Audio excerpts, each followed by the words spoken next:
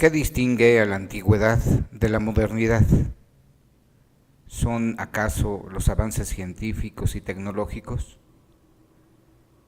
¿Es el capitalismo o la democracia? La respuesta tendría que ser: ninguno de esos aspectos es distintivo, pues tenemos registros históricos de brillantes científicos, matemáticos, inventores, tecnólogos y filósofos políticos en el pasado distante, así como de impresionantes innovaciones tecnológicas. Por lo tanto, el hito debe estar en otra parte.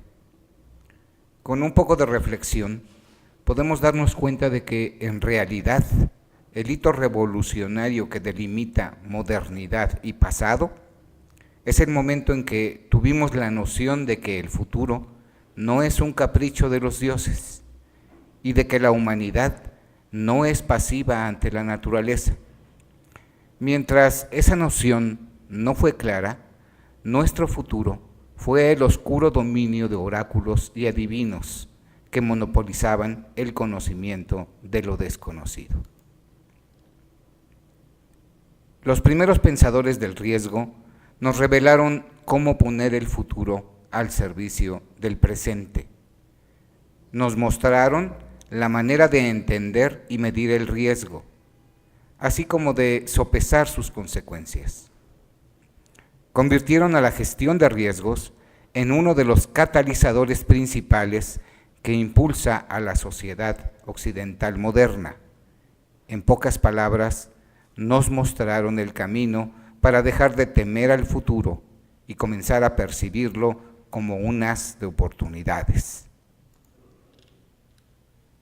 Mediante la definición de un proceso racional de toma de riesgos, han logrado posicionar nuestra facultad de decidir en el centro de las sociedades contemporáneas. En consecuencia, la gestión del riesgo es una guía a través de una amplia gama de alternativas. Por ejemplo, entre la simple distribución de la riqueza o la compleja salvaguarda de la salud pública, entre pagar onerosas primas de seguro o usar el cinturón de seguridad, entre la simple siembra de maíz o el marketing de cereales. Las antiguas herramientas de la agricultura, de la producción, de la gestión y de la comunicación eran simples. Sus averías eran frecuentes, pero las consecuencias de estas rara vez se extendían más allá de lo inmediato. Actualmente, nuestras herramientas son complejas y sus fallas pueden ser catastróficas, más por la extensión de sus consecuencias que por el impacto inmediato. Sin nuestros instrumentos de gestión de riesgos, sería prácticamente imposible concebir la existencia de los servicios públicos de energía eléctrica.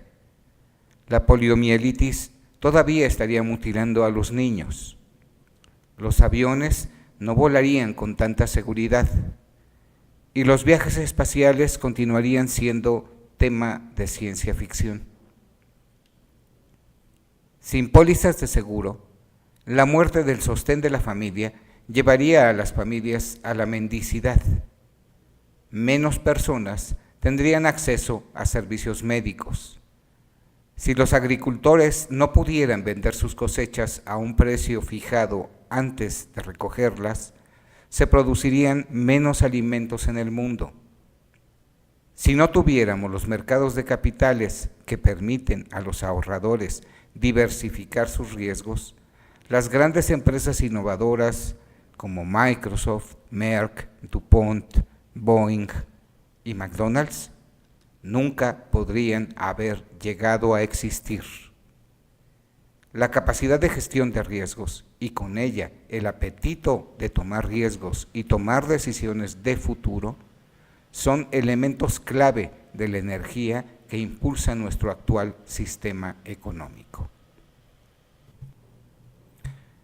El estudio serio del riesgo comenzó en el Renacimiento, cuando las personas se soltaron de las ataduras del pasado y sometieron sus creencias viejas al reto de la duda.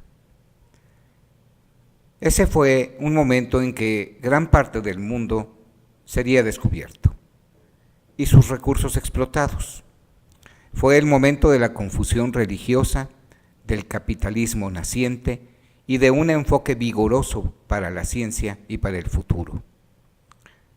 En 1654, época en que el Renacimiento estaba en pleno florecimiento, el Chevalier de Mer, un noble francés que gustaba de los juegos de azar y de las matemáticas, desafió al famoso matemático francés Blaise Pascal a resolver un enigma.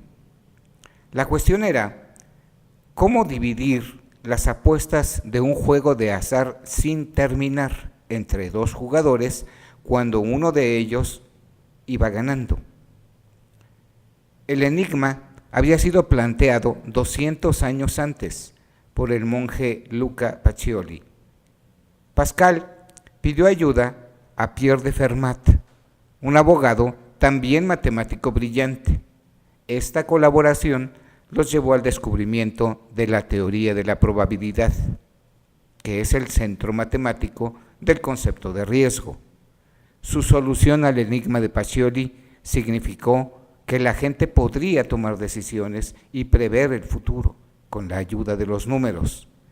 Hoy en día contamos con menos superstición y tradición que la gente del pasado, no porque seamos más racionales, sino porque nuestro entendimiento del riesgo nos permite tomar decisiones de un modo racional.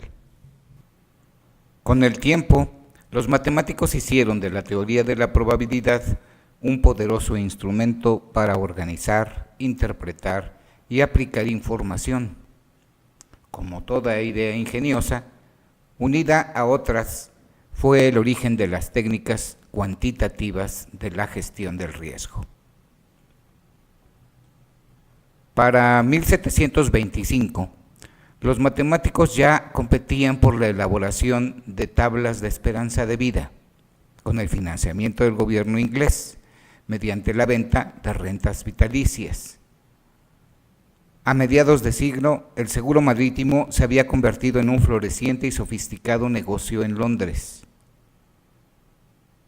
En 1703, Gottfried von Leibniz comentó al científico y matemático suizo Jacob Bernoulli que la naturaleza ha establecido patrones repetitivos de acontecimientos, pero solamente para la mayoría, provocando con ese comentario que Bernoulli inventase la ley de los grandes números y los métodos estadísticos de muestreo, los mismos que soportan hoy las encuestas de opinión, la degustación de vinos, la selección y el ensayo de nuevos fármacos. La advertencia de Leibniz, pero solamente para la mayoría, fue más profunda de lo que parecía, porque dio la clave al porqué del riesgo.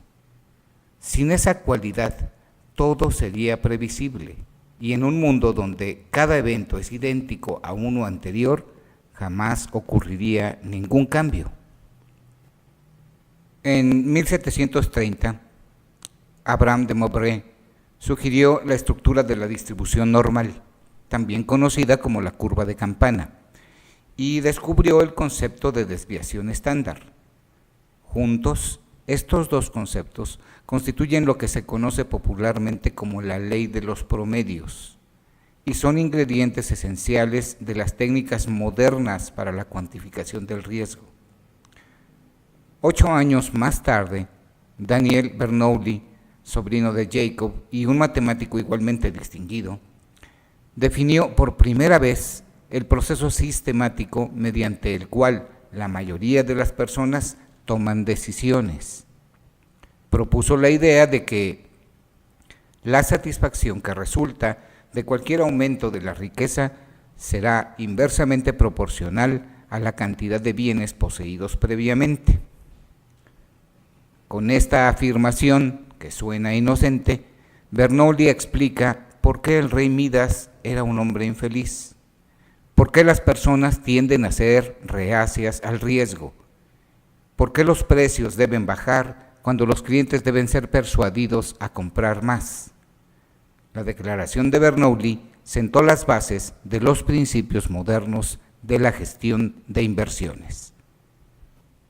Casi exactamente un siglo después de la colaboración entre Pascal y Fermat, un ministro disidente llamado Thomas Bayes, inglés, por cierto, hizo un avance notable en la estadística, mediante la demostración de cómo tomar decisiones matemáticamente mejor informadas, combinando nueva información con información antigua.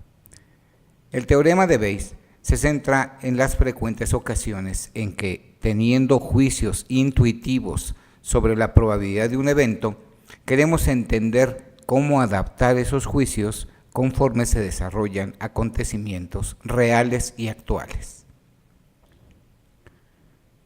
En 1875, Francis Galton, un matemático aficionado que era primo de Charles Darwin, descubrió la regresión a la media, lo que se explica en situaciones en las que, al tomar decisiones, nos basamos en la expectativa de que las cosas volverán siempre a la normalidad. Entonces es cuando estamos empleando el concepto de regresión a la media. En 1952, el premio Nobel Harry Markowitz, que estudiaba investigación de operaciones en la Universidad de Chicago, demostró matemáticamente por qué poner todos los huevos en una misma canasta es una estrategia de riesgo inaceptable y por qué la diversificación es una estrategia más exitosa. Esa revelación provocó un movimiento intelectual que revolucionó a Wall Street, a las finanzas corporativas y a las decisiones de negocios de todo el mundo. Sus efectos todavía se sienten hoy. La historia del riesgo está marcada por la tensión entre los que afirman que las mejores decisiones se basan en cuantificaciones determinadas por los patrones del pasado, y aquellos que basan sus decisiones en grados más subjetivos, sobre la creencia de un futuro incierto, una polémica que no ha sido resuelta aún. Muchas de las más sofisticadas ideas sobre la gestión del riesgo y la toma de decisiones se han desarrollado a partir del análisis de los juegos. Los dados y la ruleta, junto con el mercado de valores y el mercado de bonos, son laboratorios naturales para el estudio del riesgo, porque se prestan fácilmente a la cuantificación. Su lenguaje es el lenguaje de los números. Vale la pena recordar que la palabra riesgo se deriva del italiano risicare, que significa atreverse. En este sentido, el riesgo es una opción en lugar de un destino. Las acciones que nos atrevemos a tomar, ejerciendo nuestra libertad de decidir, son el tema central del riesgo y de su gestión.